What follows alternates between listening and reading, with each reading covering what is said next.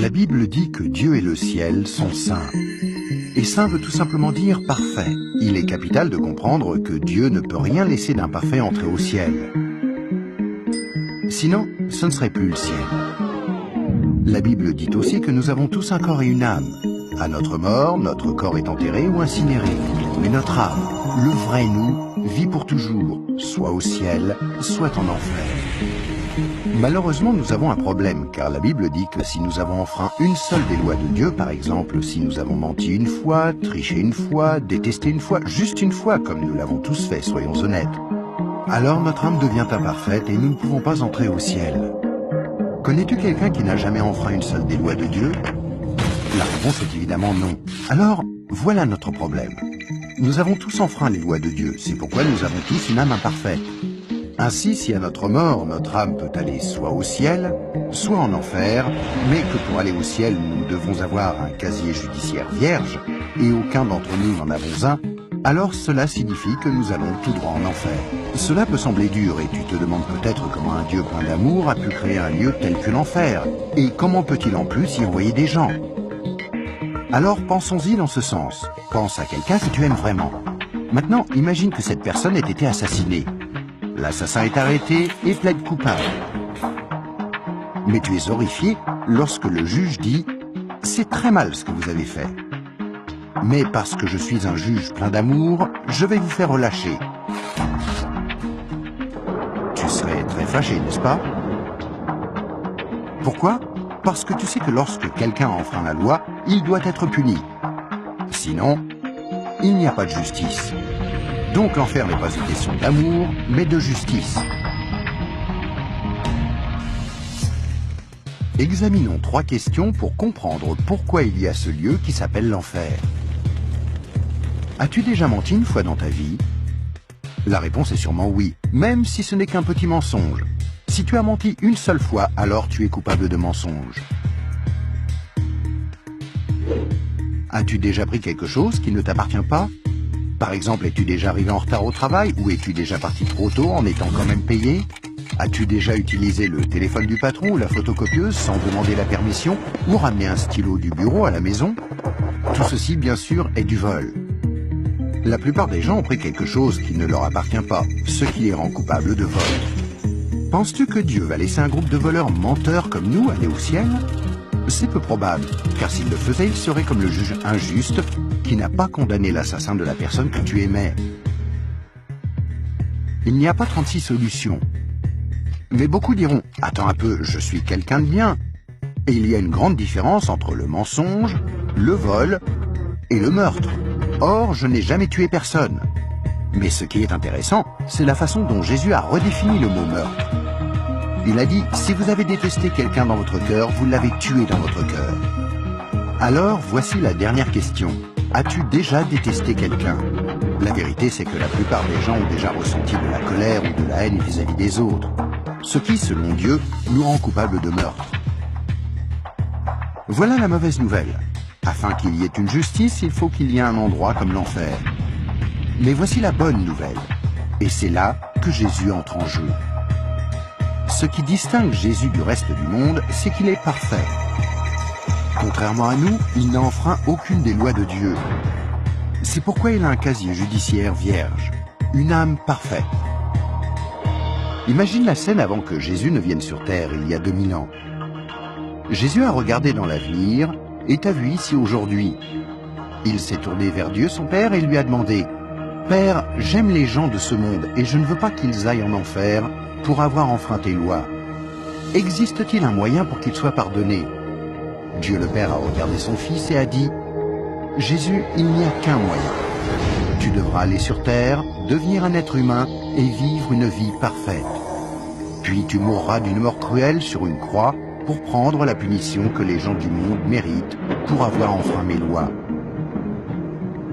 Quand tu auras fait ceci, le jour où ils te demanderont d'échanger leur casier judiciaire avec ton casier judiciaire parfait, alors il leur sera possible d'être pardonnés. » Jésus a accepté volontairement, et il y a 2000 ans, il est venu pour donner sa vie pour nous, pour payer le prix de toutes les lois de Dieu que nous avons enfreintes. Or, il n'y a pas de plus grand amour que lorsque quelqu'un donne sa vie pour nous. Mais il y a encore autre chose que nous devons faire pour être pardonnés.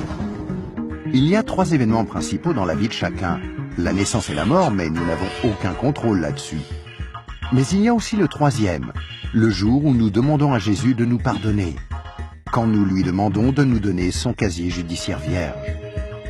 Il y a certaines idées reçues à ce sujet, mais dans la Bible, le principe du pardon de Dieu est clair.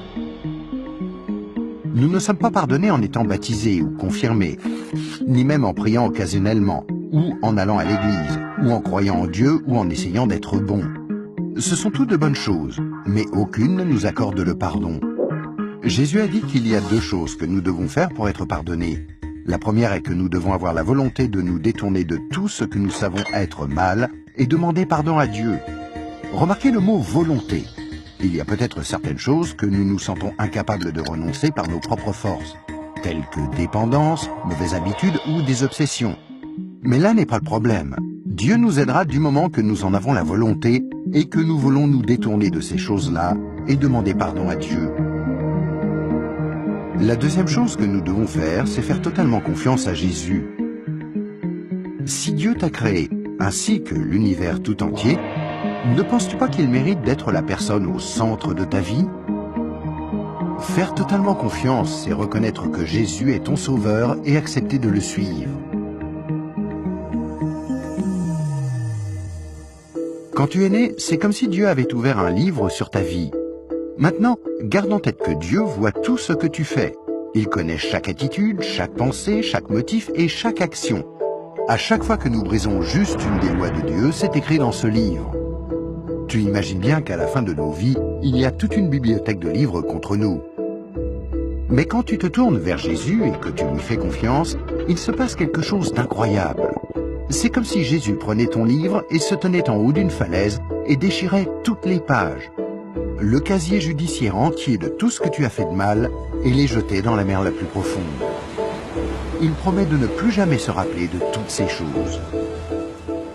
Jésus prend ensuite une copie de son casier judiciaire vierge que tu lui as demandé de te donner, et il la glisse entre les 2 couvertures du livre où ton nom est inscrit. Ce nouveau livre est gardé précieusement au ciel. Le miracle est que l'on ne touche plus à ton livre à partir du moment où tu demandes à Jésus de te pardonner et jusqu'à ta mort. Même si tu fais des erreurs et brises encore les lois de Dieu. Devenir un chrétien ne te rend pas parfait sur le coup, et tu ne peux pas non plus dire une prière rapide et ensuite retourner à ton ancienne manière de vivre. Rappelle-toi, Dieu t'a pardonné pour toujours quand tu lui as demandé le casier judiciaire vierge de Jésus. Tout ce qu'il demande, c'est que tu lui soumettes tout et le laisses te purifier jour après jour. Quand tu mourras, tu passeras en jugement devant Dieu.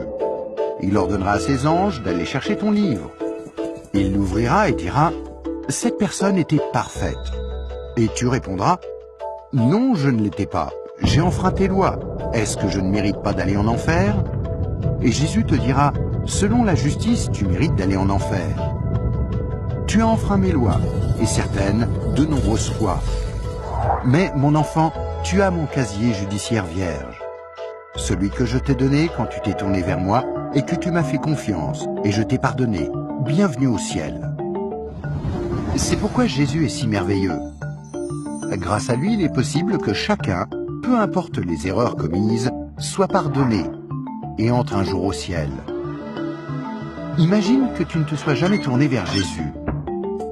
Pense à ce qui pourrait arriver. Quand tu mourras, tu iras devant Dieu lors du jugement, et Dieu te dira « Je suis désolé, je ne peux pas te laisser entrer au ciel, je dois t'envoyer en enfer. Tu ne m'as jamais demandé de te pardonner. Je t'aimais tellement que j'ai tenté par 6 façons différentes d'attirer ton attention. Premièrement, je suis mort sur la croix pour prendre sur moi ta punition.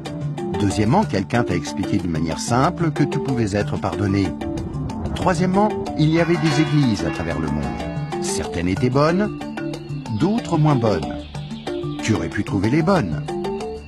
Quatrièmement, je t'ai donné une conscience pour que tu distingues le bien du mal. Cinquièmement, j'ai créé un monde si beau. Comment as-tu pu ignorer ma présence? Et sixièmement, je suis ressuscité des morts, afin de prouver que je suis Dieu, et que tout ce que j'ai dit était vrai. Mais tu n'as encore rien fait. Je suis désolé, je ne peux pas te laisser entrer au ciel. Je dois t'envoyer en enfer. Et toi, si tu meurs ce soir, où iras-tu? Rappelle-toi, pour entrer au ciel, il faut un casier judiciaire vierge, que tu ne peux avoir sans avoir demandé à Jésus de te donner le sien. Afin de recevoir ce don gratuit, tu dois faire seulement 2 choses. Tout d'abord, tu dois vouloir te détourner de tout ce qui est mauvais dans ta vie et demander pardon à Jésus. Et deuxièmement, tu dois faire totalement confiance à Jésus. À moins de faire ces 2 choses, il t'est impossible d'être pardonné, et à ta mort, il te sera impossible d'entrer au ciel. Ce qui est affreusement triste, parce que c'est la raison pour laquelle Jésus est mort pour toi.